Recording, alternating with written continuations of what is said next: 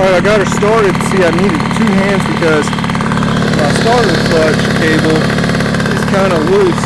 I lost my new cable, didn't fit the adjuster, so I had to make a homemade adjuster, which kind of slips every now and then.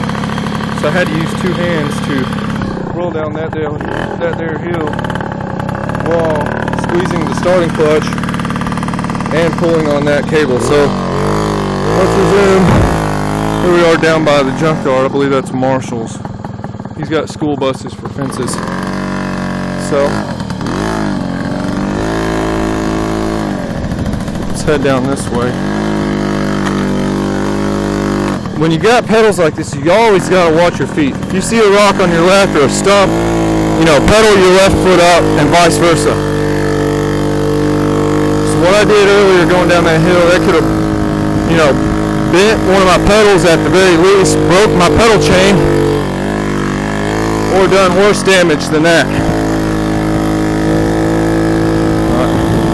It's kind of silent at the beginning of this video, just trying to get the feel for recording while riding off-road with one hand.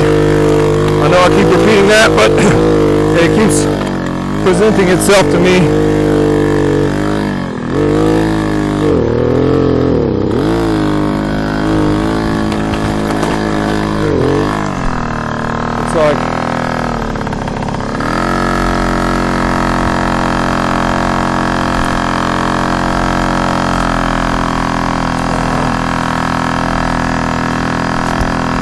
Like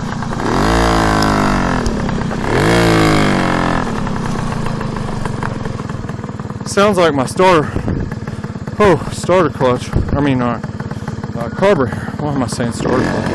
That was tough.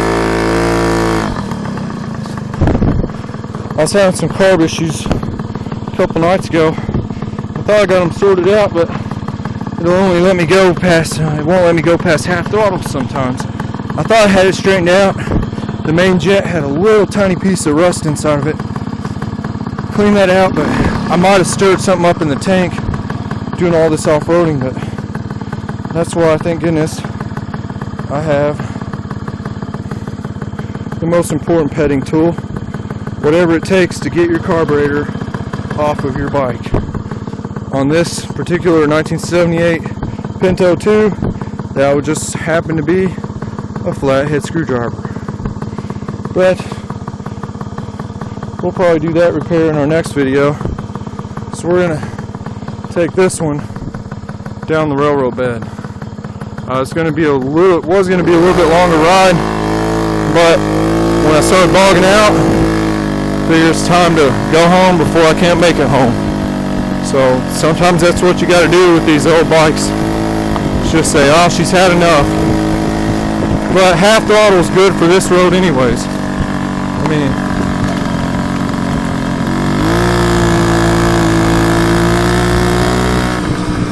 you won't want to go much faster than that unless you were, had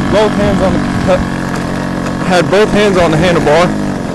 Had front and rear brakes, especially rear brakes, and didn't have bad rear bearings. I didn't mention that earlier, but my bearings started squealing at me earlier in my back wheel, so much that bystanders were saying, hey man, you need to get that fixed. But another thing is my bushings are bad on my front suspension, so you hit those front brakes, it gets kind of squirrely. So I don't even know if my voice will be audible or intelligible on this video, but I'll keep talking anyways. Maybe I had it right the first time when I was just silent. Yeah, that works too. You always want to be attentive that you don't come up to something like this. Well, good thing the orange tape is there, but imagine if it hadn't been. Let's just see where we would have ended up.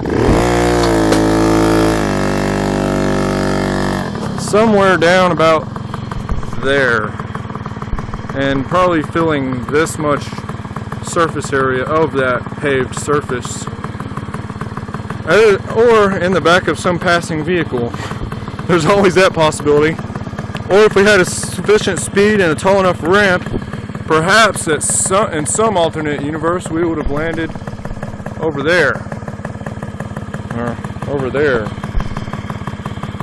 But that usually only works in stunt shows and movies, so we'll pass on. Let's just go ahead and do it. Let's ramp it.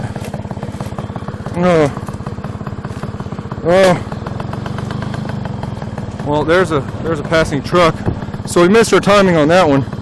But let's just ramp across this thing. Let's see here. We gotta get some speed. Oh yeah. Also, I can't really push this thing in reverse too much, or I'll start jumping my pedal chain. And also, I happen to have one of the recalled front mag wheels, which was recalled because they tend to lock up and just lock your front brake on about 75% braking. So that it usually only works when you're braking anyways. It usually only does that when you're braking anyways. And I found out if you just squeeze the heck out of the front brake to stop, then it usually doesn't lock up. So yeah.